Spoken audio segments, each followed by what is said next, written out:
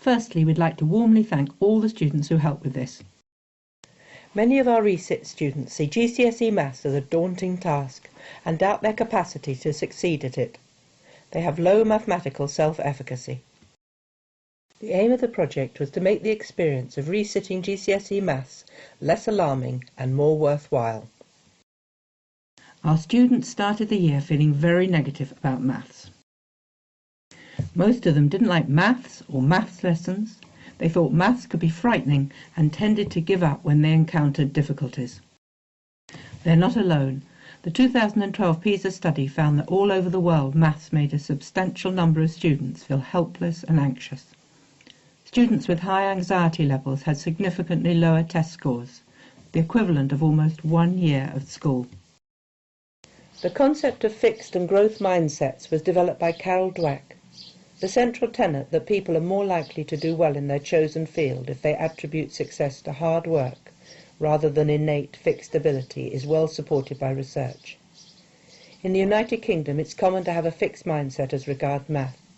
People often believe that your mathematical capacity can't be changed, so there's no point in working hard. Because if you're not talented mathematically, you won't get much better.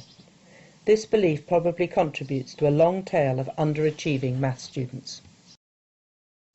We were heartened to read research which found that enabling students to develop trust in their maths capacity boosted achievement and enjoyment. Obviously, the factors that affect maths success are complex, varied and interrelated, but it seemed to us that this would be worth investigating.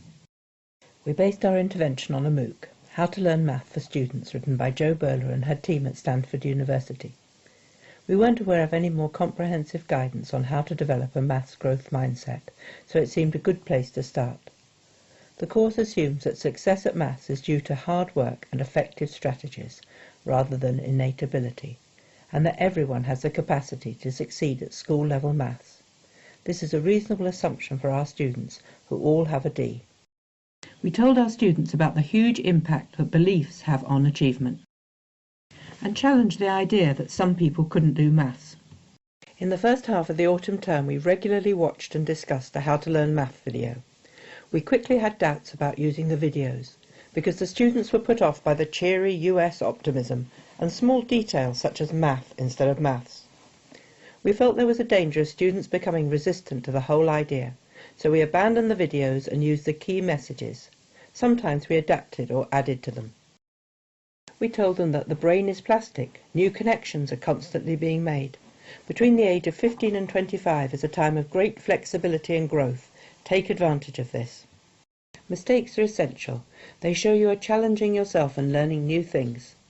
Feeling a bit muddled is a good sign. Embrace it and push through to new understanding. Students were often open about their doubts. We persevered with the messages about perseverance. New skills need practicing, new understanding needs thinking about carefully. Perseverance is very good for the adolescent brain. And explaining how we get better at maths by doing it, making mistakes and challenging yourself. And looking for creative solutions. This wasn't from the course, but we thought it was a good idea. It's important to be kind and encouraging to yourself and others. Students did a range of activities aimed at developing understanding, and tried out new approaches to working on maths problems, as well as working on exam-type questions. And we made an attempt to relate maths in the classroom to real-life problem solving.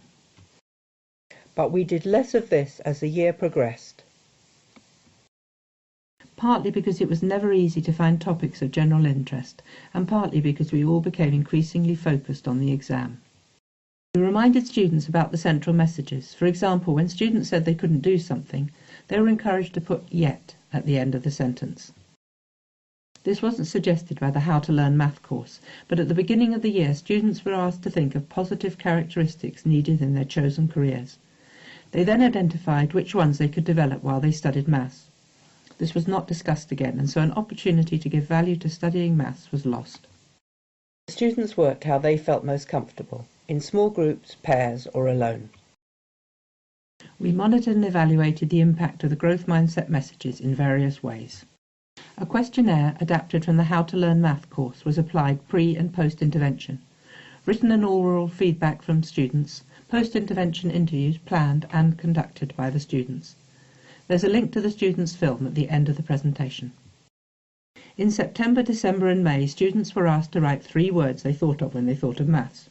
Useful never appeared, the closest being every day, which appeared once in about 300 words. Brain-stretching and challenging were the only growth mindset words. The students analysed the December words into positive, negative and neutral categories. Their analyses were broadly in agreement, with over half of the associations being negative. 12 students completed the word association task in May. The results did not look encouraging. The proportion of negative associations was higher than in September or December. Challenging, which had hardly featured in September or December, was prominent. Although it is a key feature of the mind growth message, it wasn't, as will be seen later, necessarily positive. There had been 6 teaching observations over the year, 5 peer and 1 official. All had commented on the good engagement of the students, and the students gave the lessons an 8 to 9 out of 10 score in the official observation. However, maths was still associated with being boring, difficult and stressful. Students of a similar age and level of study were selected from the September respondents in order to make a comparison with Sarah's group, who completed the questionnaire in May. We did a 2-tailed t-test on the results. In 7 out of the 15 questions there was a significant difference between the May and September groups and some interesting inconsistencies. A significant result has an orange tick. All the significant changes were in a positive direction. Rather surprisingly, in view of the word association exercise, students were more likely to report liking maths in May than September, but there is still about 30% who only disliked it a little less. They were more likely to look forward to a maths lesson or dread them less. Although students were less likely to be frightened of maths, for 30% of the class maths could still be intimidating. Those who entered the class with the highest anxiety levels may not be feeling much less fearful. These are the people most at risk of failure. Early intervention and specialist help could make all the difference. Most students were more comfortable with challenge and complexity at the end of the year. They were overwhelmingly negative at the beginning of the year. It is vital that we identify tasks that are at the right level of challenge and complexity at the beginning of the year so as to give early experience of success. Students felt that speed was necessary in order to pass the exam. It's a good point. Perhaps it's better to emphasise not hurrying. Mistakes are still not popular, perhaps because students know that too many mistakes means another year in the GCSE resits class. Students were more likely to feel that they understood what their calculations meant. This should reduce anxiety. Perseverance is a key factor in maths success, so no significant change is worrying. We need to support students develop more strategies for getting unstuck, and also to think of ways in which we can nurture perseverance. Even though students were more likely to think that maths was creative at the end of the year, there was no significant change in thinking that the important thing was to know the method, and that these had to be memorised. In the PISA 2012 study, a reliance on memorisation was associated with lower scores. Next year we will work on supporting students develop a wider range of strategies. No significant change here. There are ingrained cultural beliefs about success at maths being due to innate talent.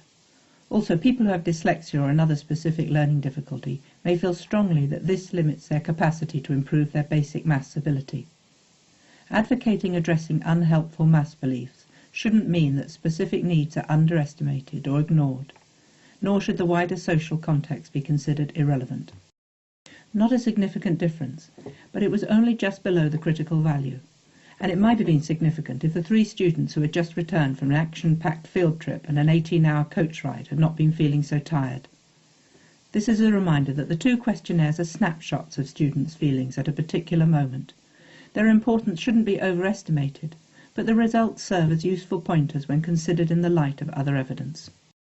We appear to be moving in the right direction, in that general feedback, the interviews and questionnaires, but not the word associations, all indicate that students are enjoying maths more, less fearful, and more willing to engage with challenging tasks. The word association task was fairly public. The questionnaires were online and private. Perhaps the public moaning and groaning that can go on in a maths classroom is sometimes obscuring the private changing of attitudes. It is impossible to tell how much the growth mindset messages contributed to the changes. There are so many other variables. The messages certainly did no harm. There are good reasons why they should have had a positive impact. They provide an optimistic backdrop to the lessons and a positive framework within which to analyse mistakes. Not pressurising students to work fast and emphasising the importance of understanding what the calculations mean should reduce anxiety. Although there is a trend towards agreeing that effort causes success, it is likely that the students' faith in the power of hard work is quite fragile. Students often said that they had worked hard, but they had still failed. This may be due to an over-dependence on memorisation and other inefficient strategies. Students are liable to attribute failure to lack of talent at maths. It's important to provide alternative interpretations and offer solutions, for example, different strategies. We were very aware of things that we could have done better, or should have done and didn't. We think it's very important to become more systematic at providing experiences of succeeding at challenging tasks. Bandura identifies these mastery experiences as being the most important factor in building up self-efficacy. The growth mindset messages should amplify the effect of the mastery experiences because they provide an empowering explanation for success. Next year we will focus on providing frequent mastery experiences for the students. The challenge for us will be to identify which activities are most appropriate and also how to create a classroom culture which enables the students to deeply engage with the activities, persevere and succeed. Difficult, but that's what makes maths teaching so interesting. The link to the student video is at the end of the presentation.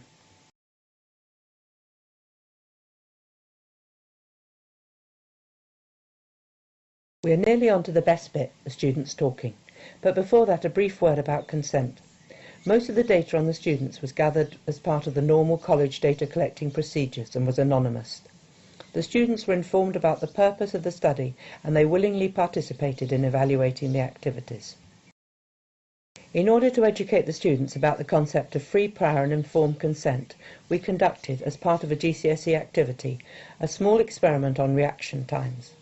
It was made clear that consent was voluntary and that if someone did not want to participate, no questions would be asked or pressure brought to bear. One student initially did not participate but later decided to join in. Only 5 students consented to be filmed. 1 did not come to the interview session. This was interpreted as a withdrawal of consent. Because not many wished to be filmed, we didn't film a class.